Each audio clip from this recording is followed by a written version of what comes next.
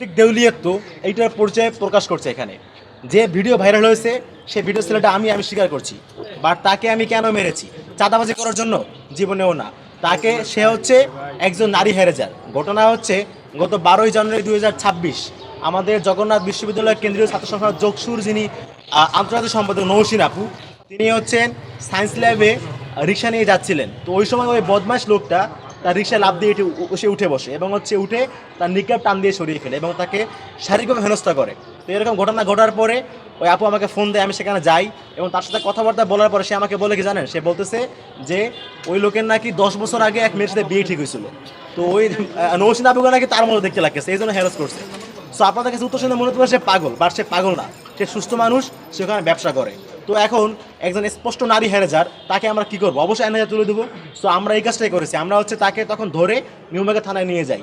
So সে যেন নারী হ্যারেজার, তার বিরুদ্ধে পুলিশ ব্যবস্থা নেবে। এখন তো তাকে তো আদর করলে সে যাবে না, সেই জন্য তাকে হচ্ছে আমরা কঠোর পদ্ধতি প্রয়োগ করে তাকে আমরা থানায় নিয়ে আসি এবং তাকে জোর করে আনতে গিয়ে তাকে হচ্ছে আমরা থাপ্পড় দিতে হয়েছে এবং তাকে হচ্ছে আমরা থানায় সোপর্দ করেছি, আইনের হাতে তুলে দিয়েছি। এটা সমস্ত এভিডেন্স আমাদের কাছে আছে, আমি আপনাদেরকে শো করতে পারবো। আমরা তাকে সেখানে গিয়েছি, নৌসেনা অভিযোগ দায়ের করেছে, অর্থাৎ আমরা তার বিরুদ্ধে আইনগত ব্যবস্থায় নিয়েছি। কিন্তু দুঃখজনক ব্যাপার হচ্ছে ছাত্র দল তারা এতটাই দেউলিয়া হয়ে গিয়েছে বুদ্ধিবৃত্তিক জায়গায়, তারা হচ্ছে আমার চরিত্র হরণ করার জন্য একটা নারী হ্যারাজারের পক্ষ নিচ্ছে। কি আশ্চর্য কথাবার্তা! ব্যাপারটা হচ্ছে আপনি যখন অন্যায় প্রতিবাদ করবেন তখন তারা হচ্ছে আপনার চরিত্র হরণ করার মাধ্যমে সেই অন্যায়কারীরা আপনাকে থামিয়ে দেওয়ার চেষ্টা করবে। কেন?